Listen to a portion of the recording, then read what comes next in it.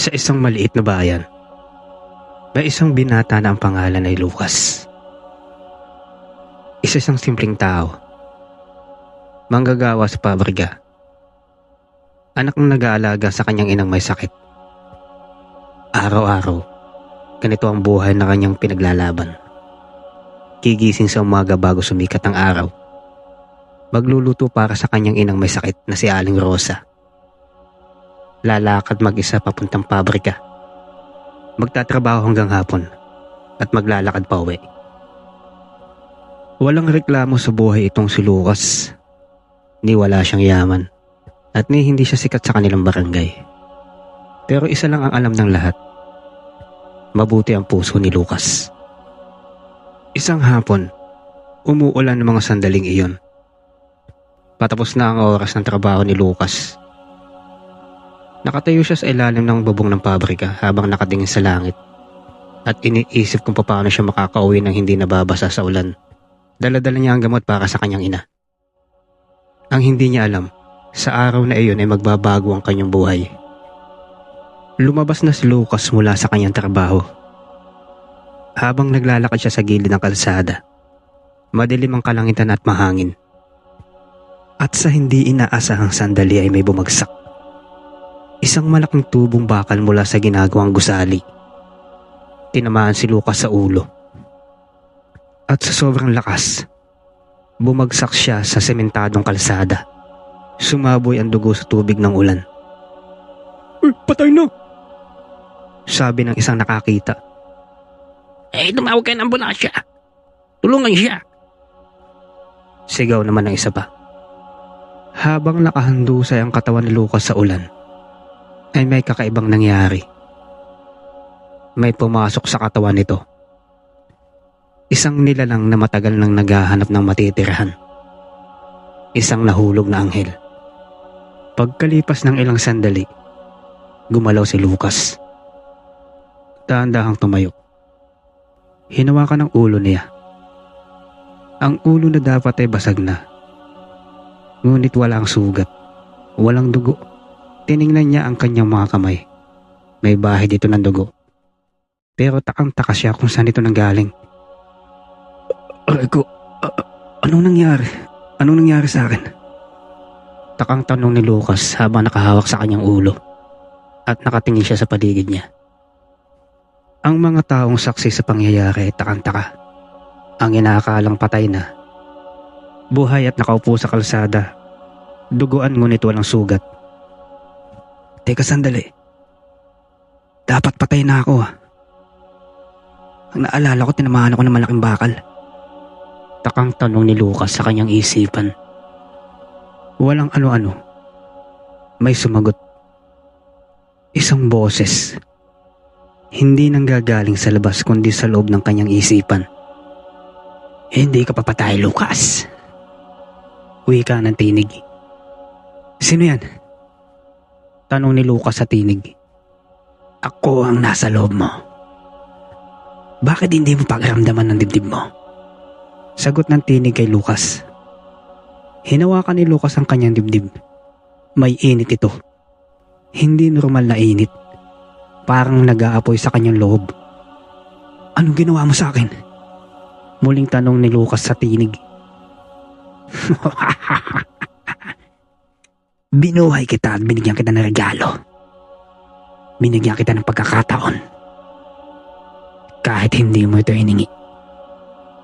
Maswerte ka, kaibigan." Paliwanag ng tinig kay Lucas. "Sino ka?" tanong naman ni Lucas. "Ako? Tawagin mo akong Azazel. Ako ay isang nahulog na anghel. At simula ngayon, kaibigan, makakasama na ako sa iyong buhay." Wika ng nilalang na nasa loob ni Lucas. Hindi maintindihan ni Lucas sa mga nangyari at umuwi siya ng tahimik. Hindi niya alam kung paano sasabihin sa kanyang ina na may ibang nilalang na naninirahan sa kanyang katawan. Nang gabing iyon, habang kumakain sila ng hapunan, ay napansin ni Aling Rosa na may kakaiba sa kanyang anak. "Lucas, anak, Kanina ka patahimik, may problema ba? Tanong ng ina ni Lucas. Ngumiti si Lucas at tumugon. Wala po, tunay. Pagod lang po siguro sa trabaho. Biglang nagsalita ang tinig sa isipan ni Lucas. Mahal mo ba siya? Tanong ni Azazel kay Lucas. Huwag mo siyang idamay. Sagot naman sa isip ni Lucas. Hindi ko siya dinadamay. Pero darating ang panahon. May mga hahanap sa akin. At kapag dumating sila, hindi mo siya mapoprotektahan. Kung hindi mo tatanggapin ang nangyayari sa'yo. Subalit hindi sumagot si Lucas. At hinalikan ang kamay ng kanyang ina. At nagpahinga na ito. Kinabukasan, sa trabaho, si Lucas ay gaya ng dati. Pero may nagbago. Hindi siya madaling mapagod. Hindi siya nahihirapan. Isang araw, habang nagbubuhat siya ng mga kargamentong mabibigat, napansin ng kanyang kasamang si Pedro na parang hindi nabibigatan sa kanyang mga binubuhat. Pre, lakas mo ah! Wika ni Pedro. Ngumiti lamang itong si Lucas. Hindi niya alam kung paano ipapaliwanag ang mga nangyari. Ngunit hindi lakas ang nagbago. Isang gabi habang pauwi si Lucas galing palengke, may bitbit siyang gamot para sa kanyang ina. Dumaan siya sa isang madilim na eskinita na lagi niyang dinadaanan. Doon, may nakita siyang 3 lalaki. Pinapaligiran ng isang matandang babae at may hawak na kutsilyo ang isa. Hoy! Tanda! Bigay mo sa amin yung bag mo. Banta ng isang lalaki sa matandang babae. Ang matandang babae ay nanginginig sa takot. Sasaktan na sana ng lalaki ang matandang babae pero biglang may humawak sa kamay nito. Si Lucas. Tama na yan. Sabi ni Lucas. Ngunit sinuntok si Lucas ng isa sa mga lalaki.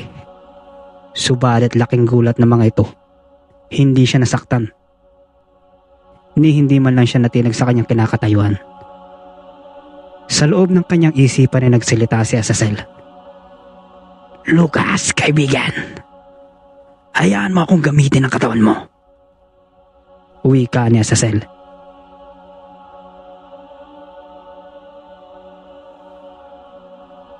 Ayoko. Ako na lang. Baka sa sandaling gamitin mo ang katawan ko. Hindi na ako makabalik. Wika ni Lucas kay Azazel. At sa sandaling iyon, may bumukas sa kanyang katawan. Isang lakas na hindi niya alam na kaya niyang bitawan. Napakabilis ng kilos ni Lucas. Ang unang lalaki ay lumipad paharap sa pader. Ang pangalawa ay sinipa niya sa tuhod at narinig ang basag na buto. Ang pangatlo naman ay tumakbo pero hinabol siya ni Lucas. Sa isang suntok lang ay bumagsak ito. Habang nakatayo si Lucas sa gitna ng madilim na eskinita, ay nanginginig ang kanyang mga kamay. Takang-taka sa kanyang mga nagawa. Ano to? Ano tong kakayahan kong ito? Tanong niya sa sarili. Azazel, anong ginawa mo sa akin? Ginawa, kaibigan? Hindi ko ginawa yan, kaibigan. Ikaw yan. Kapangyarihan mo yan na nagmula sa akin. Ang mga lalaking iyon, hindi sila ordinaryo masasamang loob. Katulad mo, may nananahan din sa kanila. Mga kampo ng dilim. Hinahanap nila ako. At ngayon, ginamit mo ang kapangyarihan ko. Alam na nila kung nasaan tayo. Paliwanag ni Azazel. Umuwi si Lucas. Nang gabing iyon, hindi siya makatulog. Buong magdamag niyang kinausap si Azazel. Sabihin mo nga sa akin kung ano ka. Tanong ni Lucas kay Azazel sa isipan. At ibinahagi ni Azazel ang kanyang kwento. Si Azazel ay isa sa mga anghel na naghimagsik Hindi dahil sa gusto niyang maging demonyo, kundi dahil tumanggi siyang sumunod sa utos na pumatay ng mga inosente. At dahil doon, siya ay itinapon mula sa langit. Sa loob ng libu-libong taon naglakbay siya sa mga katawan. 3 tao na ang kanyang tinirahan bago pa si Lucas. At lahat ay namatay sa labanan. At ako? Anong mangyayari sa akin, Azazel? Mamamatay rin ba ako? Tanong ni Lucas kay Azazel. Napatigil si Azazel. Lahat tayo ay mamamatay. Ang tanong, kung paano ba tayo mamamatay? Bakit mo ako pinili? Hindi kita pinili, kaibigan. Ang mga pagkakataong yun ay tinakda. Dapat patay ka na. Pero may nakita ako sa puso mo. Isang bagay na wala sa mga nauna sa'yo. Ano yun? Tanong ni Lucas kay Azazel. Pag-ibig. Pag-ibig na hindi humihingi ng kapalit. Hindi na nagsalita si Lucas. Narinig niya ang pag-ubo ng kanyang ina mula sa kabilang kwarto. At sa sandaling iyon ay naintindihan niya na hindi siya pwedeng maging duwag at mahina. Pagkalipas ng ilang araw ay dumating ang hinulaang pagsubok ni Azazel. Madaling araw na mga sandaling iyon, madilim-dilim pa. Biglang may kumatok sa pintuan nila. Malakas ang pagkatok. Si Pedro, ang kaibigan ni Lucas, ay nasa labas. Takot na takot ito at may bahid ng dugo sa kanyang mukha. Lucas, pasensya ka na. Inaabala kita. May mga tao na naghahanap sa'yo, papunta na sila dito. Wika ni Pedro na takot ang mukha. Sa isip ni Lucas ay nagsalita si Azazel. Kailangan mo na umalis. Kung hindi, mapapahamak ang iyong ina at ang iyong kaibigan. Babala ni Azazel kay Lucas. Tumingin si Lucas sa kwarto ng kanyang ina at nakita niya si Aling Rosa na kagigising lang. Lucas, anak. Ano bang nangyayari dyan sa labas? Tanong ng ina ni Lucas. Lumapit si Lucas at lumuhod sa harap ng kanyang ina at hinawakan ang kanyang mga kamay. Inay, patawarin niyo po ako. May kailangan lang po akong gawin. Hindi po kayo pwedeng madamay dito. Lucas, anak. Ano bang ginawa mo? Wika ng ina ni Lucas. Wala po, Nay. May dumating lang na hindi inaasahan. Sagot naman ni Lucas sa kanyang nanay. Hinalikan niya ang kamay ng kanyang ina at tumayo. At tumingin ito kay Pedro. Dalhin mo ang inay sa ligtas na lugar at tumalis na kayo dito. Tumango si Pedro at dinala si Aling Rosa sa likod ng bahay. Habang si Lucas ay naghihintay sa loob ng bahay, ay may dumating. 3 lalaki. Ang mga mata nila ay kumikinang na pula. May mabigat na presensya sa hangin. Ikaw ba si Lucas? Tanong ng pinuno. Isuko mo sa akin ang nahulog na anghel. Hindi mo kayang kontrolin ang kanyang kalaking kapangyarihan. Lumabas si Lucas mula sa bahay. Hindi ko siya ibibigay sa inyo kahit anong mangyari. Ngumiti ang pinuno. Walang problema. Mamamatay ka rin naman. Sabay na sumugod ang 3. Nagkaroon ng labanan. Naghanda si Lucas habang papasugod ang kalaban. Sa bawat pagsuntok, sa bawat pag-iwas, ay may gumagabay sa kanya.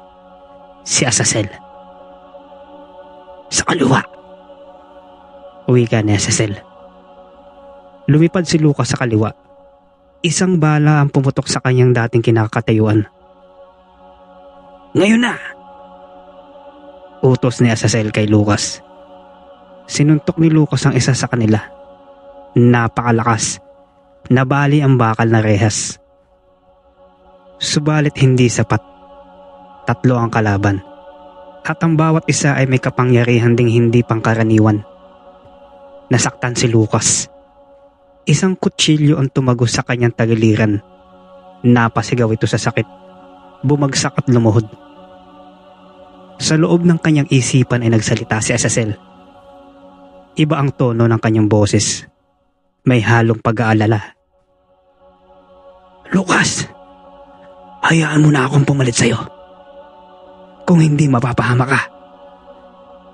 Alalang sabi ni Azazel kay Lucas. Ayoko, Azazel. Kakayanin ko to. Pero mamamatay ka. Hindi biro ang kalaban, Lucas. Kung hahayaan kitang kontrolin ang aking sarili, makakabalik pa ba ako, Azazel? Tanong ni Lucas kay Azazel. Ngunit hindi sumagot si Azazel. Sa katahimikan na iyon, naintindihan ni Lucas. Kung papayag siyang kontrolin ni Azazel ang kanyang katawan ng lubusan, maaaring hindi na siya makabalik. Maaaring si Azazel na ang manatili. Tumayo si Lucas. Hinugod ang kutsilyo sa kanyang tagiliran. Dumudugo ito. Ngunit unti-unting humihinto. Mabilis siyang gumaling. Pero hindi na kasing bilis ng dati. Nauubos na ang kanyang lakas. Ang tatlong lalaki ay lumapit. Palapit ng palapit kay Lucas. Sa sandaling iyon, naisip ni Lucas ang kanyang ina. Naalala nito ang kanyang mga sinabi. Anak, ang mahalaga ay mabuti ang puso mo. Kahit sa ano pa mang bagay. Napapikit si Lucas. Azazel. Tawag ni Lucas kay Azazel. Bakit, kaibigan? Tugon ni Azazel. Sa loob ng libu-libong taon mong paglalakbay, may natutunan ka ba? Talimhagang tanong ni Lucas kay Azazel. Ngunit hindi sumagot si Azazel. Alam mo, Azazel, ito lang ang alam ko. Ang magmahal. Hindi ko kailangan ng kapangyarihan para protektahan ang aking mga minamahal. Madamdaming paliwanag ni Lucas kay Azazel. Binuksan ni Lucas ang kanyang mga mata. Sumugod siya. Hindi siya gumamit ng kapangyarihan na nagmumula kay Azazel. Ang ginamit niya ay ang kanyang sariling lakas. Ang lakas na nanggagaling sa puso. At sa bawat suntok, sa bawat pagtayo, kahit na nadadapa, ay patuloy pa din ito sa paglaban. Nakita ng kanyang mga kalaban ang kanyang determinasyon, ang isang bagay na hindi nila inaasahan. Isang taong hindi sumusuko, hindi dahil sa kapangyarihan o kung ano paman, kung hindi dahil sa kanyang pagmamahal, pag-ibig sa mga taong nakapalibot sa kanya. Isa-isang natumba ang mga kalaban ni Lucas, ngunit hindi sila pinatay nito. Ang mga pinsalang natamo ng kalaban ay sapat na. Pagod na pagod si Lucas pagkatapos ng laban. Tumayo si Lucas sa gitna ng wasak na daanan. Ang kanyang katawan ay puno ng sugat at ang kanyang mga kamay ay nanginginig sa pagod. Sa loob ng kanyang isipan ay nagsalita si Azazel. Mahina na ang boses. Lucas, sa tingin ko, kailangan ko na magpaalam. Mahinang wika ni Azazel. Ano? Bakit? Tanong ni Lucas. Ang lakas ko ay naubos na sa libu-libong taon. Hindi ko alam kung bakit ako nahulog. Akala ko dahil lang sa galit. Pero ngayon, naiintindihan ko na. Paliwanag ni Azazel kay Lucas. Ano yun? Tanong ni Lucas kay Azazel. Ang pag-ibig na pinili mo. Hindi mo kailangan ng langit para maging banal. Pinili mo maging tao sa kabila ng lahat. At sa pagpiling iyon, ikaw ay naging mas dalisay kaysa sa akin. Malungkot na wika ni Azazel. Huwag, Azazel. Huwag mo akong iwan. Pagmamakaawa ni Lucas. Mabuti kang tao, Lucas. Hindi dahil sa akin, kundi dahil sa iyo. Huling bulong na Azazel kay Lucas. At sa sandaling iyon, Naramdaman ni Lucas ang pag-alis ng isang nilalang. Parang may humugot na mainit na hangin mula sa kanyang dibdib. Ang init na nananatili sa kanya simula nang siya ay nabuhay muli ay unti-unting nawawala. Ang boses sa kanyang isipan ay naging mahina. Unti-unting lumalayo. Unti-unting nawawala. Salamat kaibigan. Huling bulong ni Azazel. At tumahimik ang lahat. Lumuhod si Lucas sa gitna ng daanan. Wala na ang kapangyarihan. Wala na ang mabilis na paggaling. Wala na ang sobrang lakas. Si Lucas ay isang simpleng tao na lamang. Pagod na pagod, puno ng sugat. At alam niya sa kanyang puso na ito na ang kanyang huling sandali. Umupo siya sa simentadong kalsada. Tumingala sa langit. Umaga na pala. Ang madilim na kalangitan ay unti-unting nagiging maliwanag. Ang unang sinag ng araw ay tumama sa kanyang mukha. Nakangiti si Lucas. Nay. Bulong ni Lucas. Hanggang dito na lang po ako. Tapos na ang laban. Pinikit ni Lucas ang kanyang mga mata. At doon, sa gitna ng wasak na daanan, sa ilalim ng sikat ng araw, ang simpleng binata sa pabrika ay huminga ng huling hininga. At hindi na muling naulit. Nang mahanap siya ng kanyang mga kapitbahay, nakaluhod si Lucas, nakatingin ang mukha sa langit. Walang galit, walang takot, tanging kapayapaan. Dinala ang bangkay ni Lucas sa kanyang ina.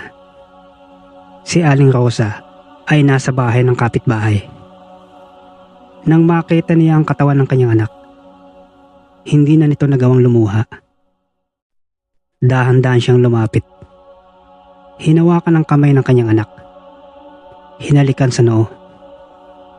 Anak, alam kong mabuti ang ginawa mo. Alam kong hindi ka nagpadala sa dilim. Magpahinga ka na, anak. Sambit ng ina. Lumipas ang ilang panahon. Sa madaling araw bago sumikat ito, may mga matatanda na nagsasabing nakakakita sila ng isang binata na nakatayo sa daanan. Nakatingin sa langit. Ang binatang minsan ay nagtrabaho sa pabrika. Nakangiti ito at kumakaway. Ngunit sa puso ng mga taong nakakakilala sa kanya, lalo na sa isang inang naghihintay pa rin, si Lucas ay hindi nawala. Siya ay naging alaala. At ang alaala ng isang mabuting tao, iyon ang tunay na hindi namamatay.